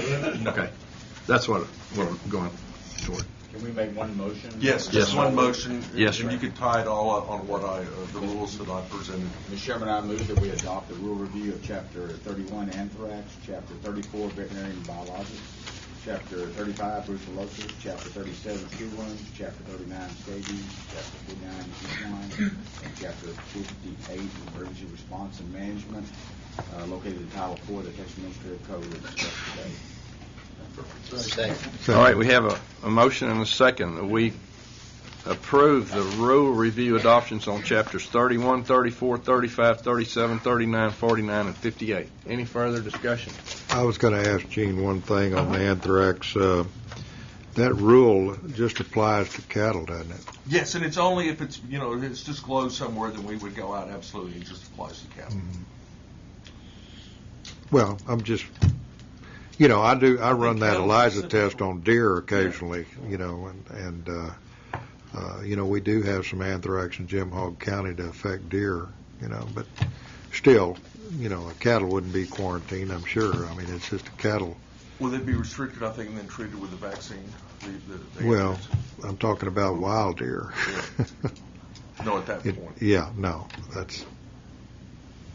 just applies to cattle then. That's what the rules are focused on. Yeah. Any further questions? If not, all in favor of the motion signify by saying aye. Aye. Opposed by no. The motion passes unanimously. The next item, item 12, will be public comment, awards, and recognitions, and I would first call on Dr. Mark Mahalke.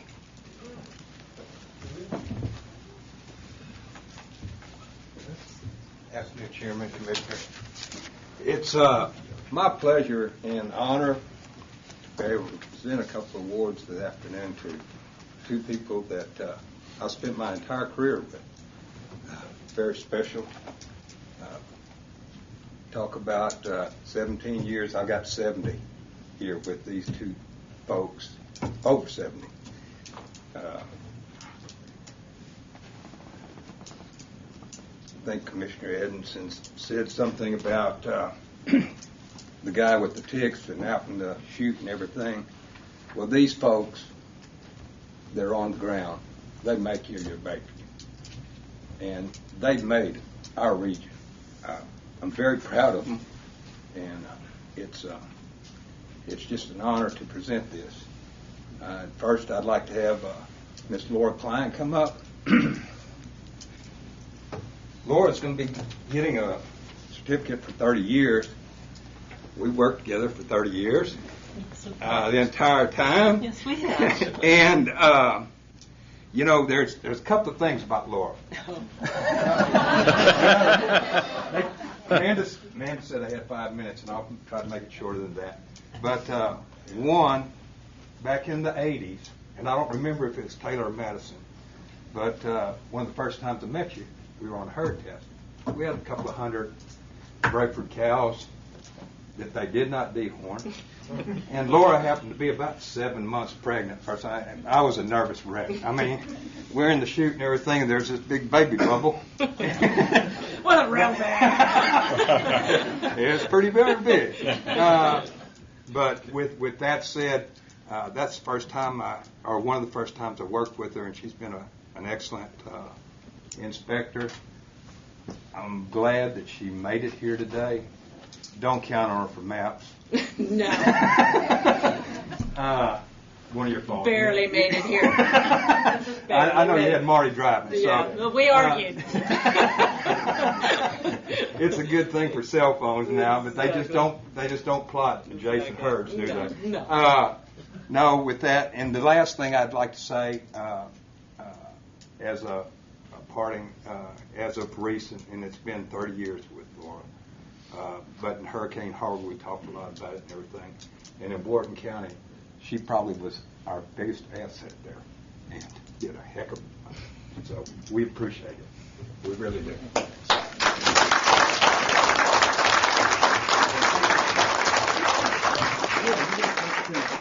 Have a drink. Thank you very much. The next one I'm able to present is to Mr. Thomas Grawlander. Can you hear me? You got your hearing aids in? Tom worked for the Animal Health Commission for 30 years before retiring. I first met Tom when I was in private practice at Fort City Stockyards.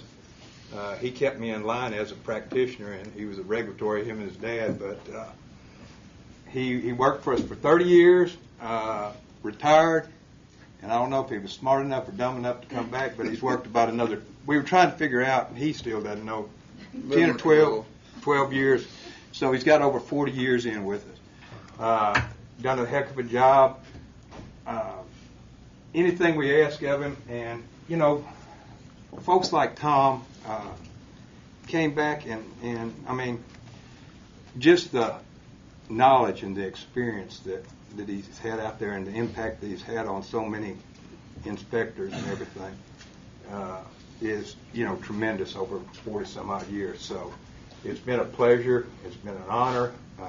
He's a friend, as is Laura. We've been through a lot, and I'm not going to hug you. No.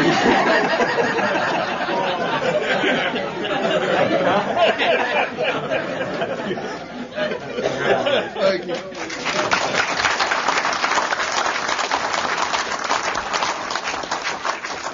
Thank you very much, Dr. Mahawkey. Next, we'll call on Dr. Andy Schwartz. So, Dr. Mahawkey, you can come back up here, please. Dr. Mahawkey, come back up here, please.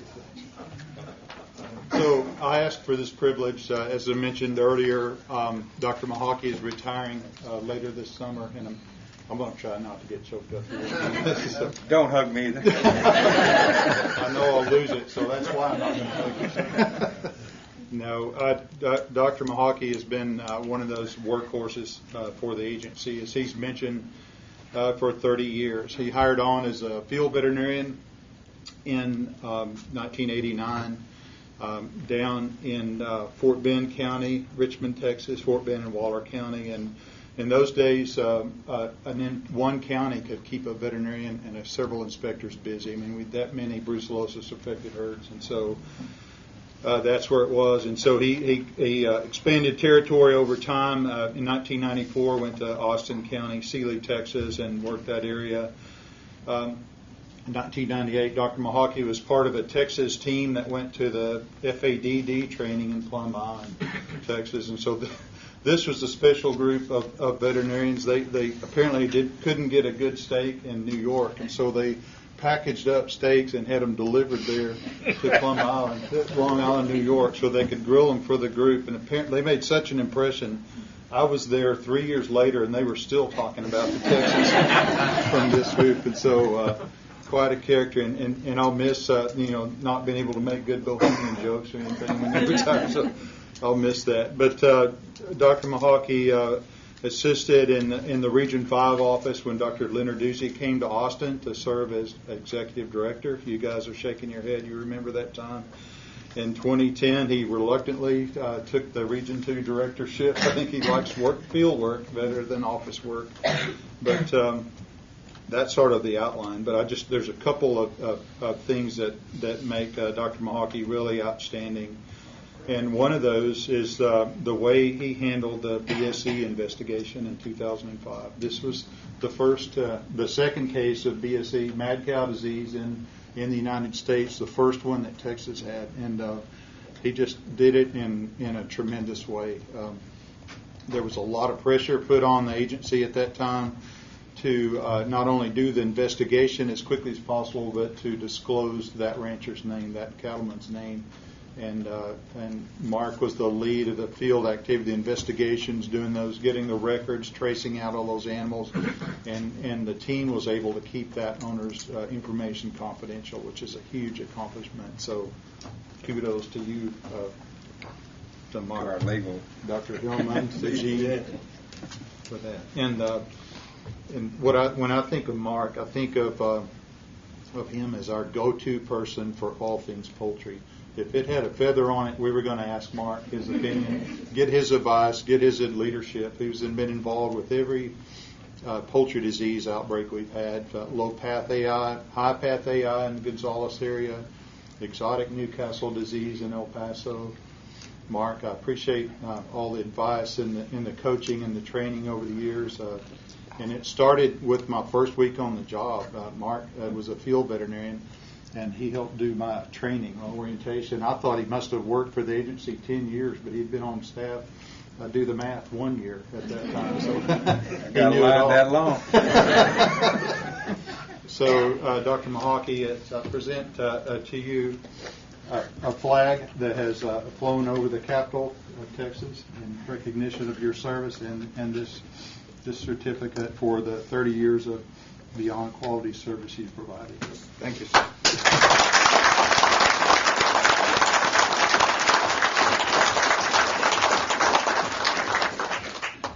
Our next item on the agenda will be to set the date for the 401st meeting of the agency of the commission. Got a comment there. Oh, we have a comment. Okay. Or you won the drawing, one or the other. Yeah, maybe I won the drawing.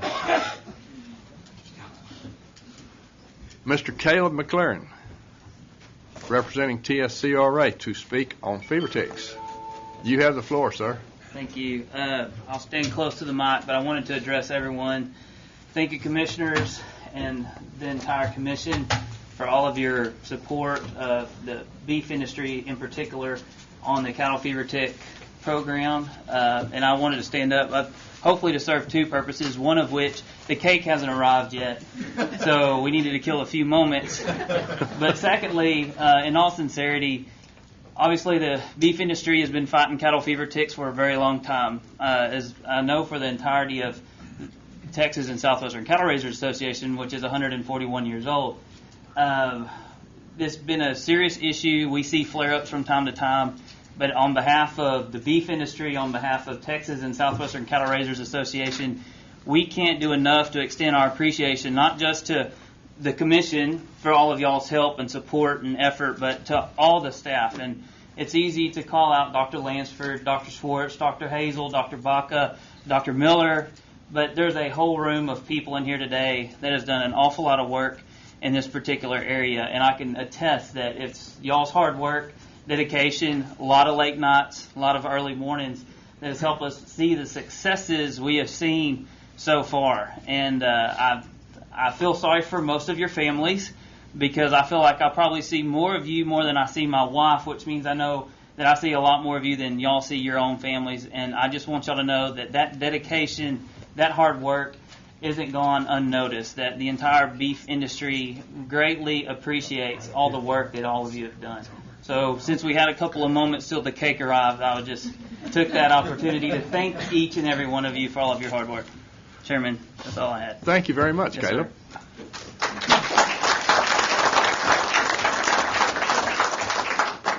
Next item on the agenda will be to set a date for the 401st meeting, and I'm not going to set that date in concrete right now, but it looks like we need to have a meeting either July the 10th or 17th. If you would put those on your calendars for consideration, and we'll get Amanda to run a little doodle poll out there for us at some point in the future. But July 10th and 17th are good prospective dates. The next item on the agenda is adjournment. Before we adjourn, I want to ask all retirees that are here that got an award and were honored to please come up front for pictures immediately after we adjourn. And then I need to announce that immediately following adjournment, we're going to ask all of you in the room to go with us and get a group picture of everybody here to commemorate this 400th meeting of the agency and this beginning of the 125th year. So we'd like for everyone to go with us. We're going to be led out the door, and we're going to go to the rotunda right out here, and Miss Callie Ward is going to go up a level and take a picture from up and get us down below her. And so hopefully that'll look nice, and everybody will go, and we'll have a big group.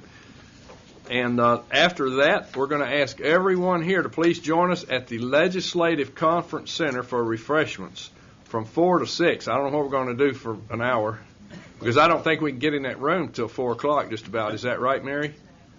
We might be able to squeeze 10 minutes. Yeah, maybe we'll move it up a little bit early, but y'all please stay around and make that with us.